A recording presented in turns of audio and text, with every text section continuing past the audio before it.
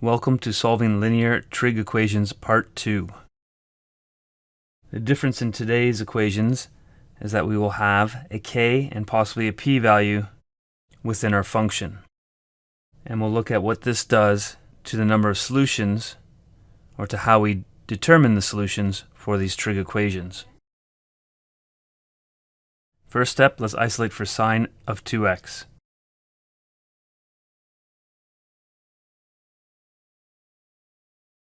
So we see that sine of 2x is equal to negative 1/2. So our first initial steps are the same. Let's determine our related acute angle.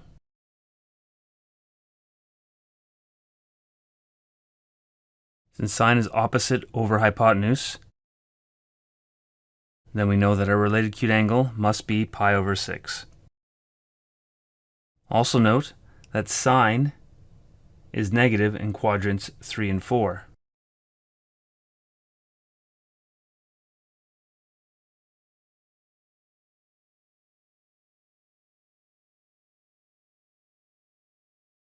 Adding in our related acute angle, so we have that 2x is equal to pi plus pi over 6. Notice we don't have theta because this time our theta is 2x. And for our second graph, we have 2x is equal to 2 pi minus pi over 6. So we end up with 2x is equal to 7 pi over 6, and 2x is equal to 11 pi over 6.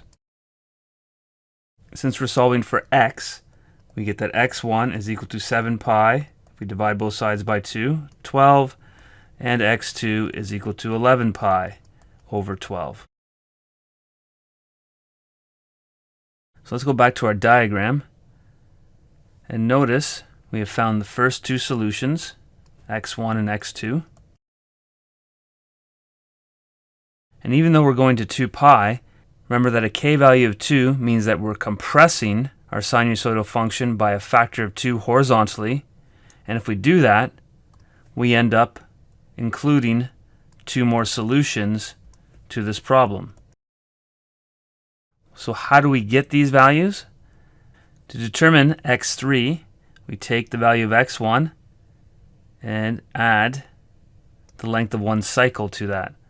And in this question, the period is equal to 2 pi over our k value.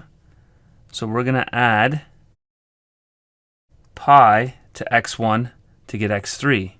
And similarly, for x2, we're going to add pi to get x4. So in order to determine x3, we're going to take 7 pi over 12, and we're going to add pi to it. And x4, we'll take 11 pi over 12 and add the period of pi to it. Doing that gives me 19 pi over 12 and 23 pi over 12. Which you see is still less than 2 pi. 24 pi over 12 would be 2 pi. Now we can state our solutions. So therefore x equals 7 pi over 12, 11 pi over 12, 19 pi over 12, and 23 pi over 12.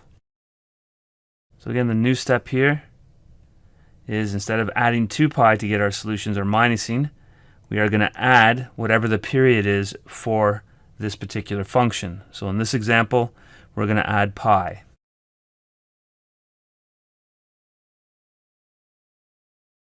Alright, next example. Tan 3 theta plus 7 is equal to 5.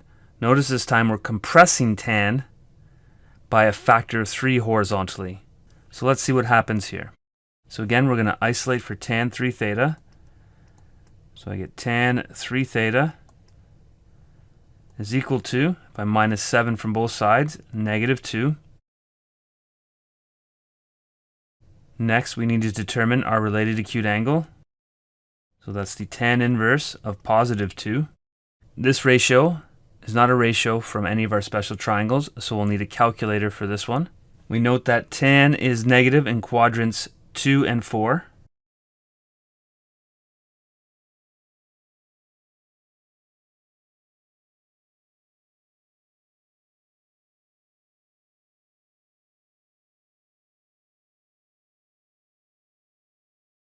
And remember that we're solving for 3 theta this time. So let's solve for 3 theta. So we have 3 thetas are equal to pi minus tan inverse of 2, our related acute angle, and 3 theta is equal to 2 pi minus tan inverse of 2.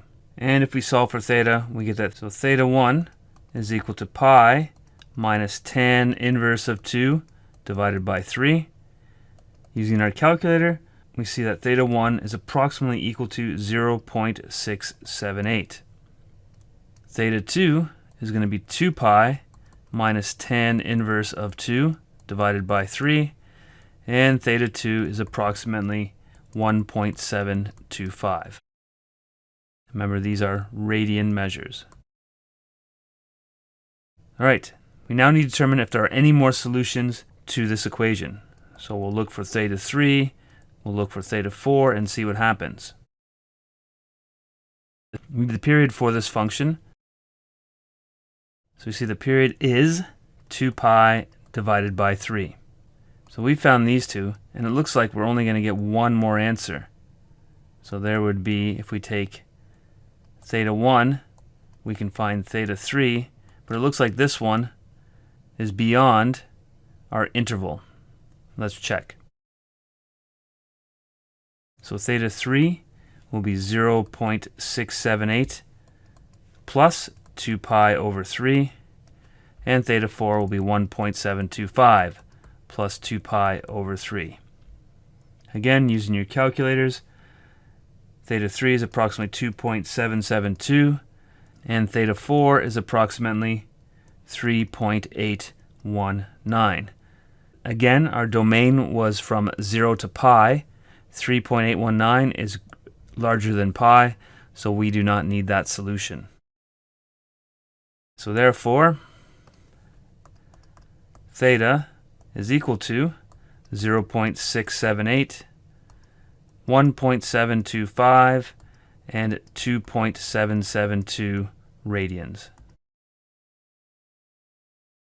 And again, going back to our diagram, there are the 3 points where tan 3 theta plus 7 intersect the line y equals 5 on the interval 0 to pi.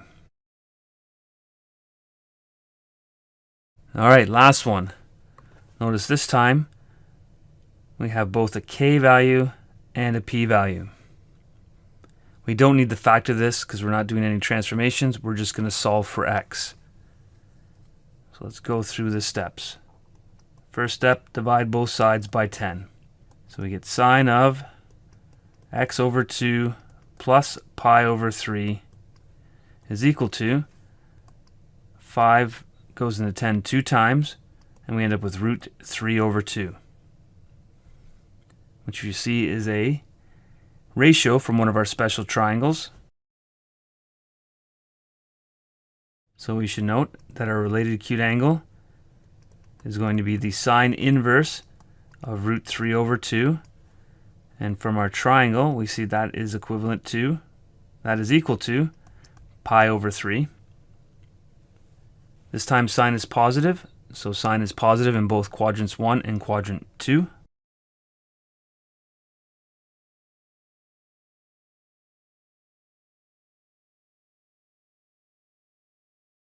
And a reminder, we are solving for x over 2 plus pi over 3 when we're looking for our angle. So we have x over 2 plus pi over 3 is equal to, in our first diagram, it's equal to pi over 3, and then x over 2 plus pi over 3 in our second diagram is equal to pi minus pi over 3. And again, that is this angle here. We'll call it theta 2, and this was theta 1. All right, using that as a guide, we can now solve for x. So x1 is 0.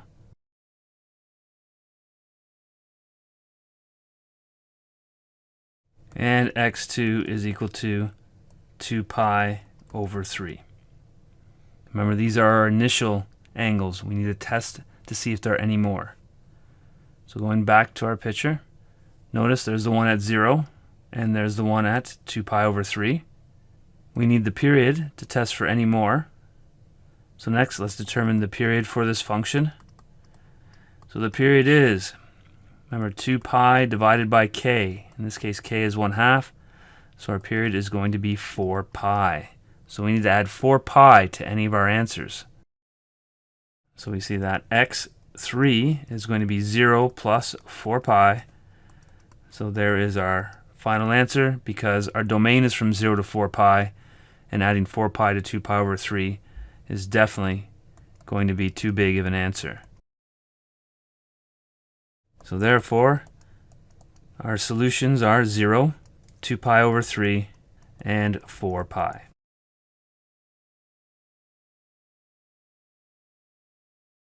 So again, we've added one new step here. Instead of adding or subtracting 2 pi like we did in the last lesson, in this one we have to look at the period and add or subtract the period to find any of the other solutions to the equation. So here are some questions you should try, and below is a hint for question 15.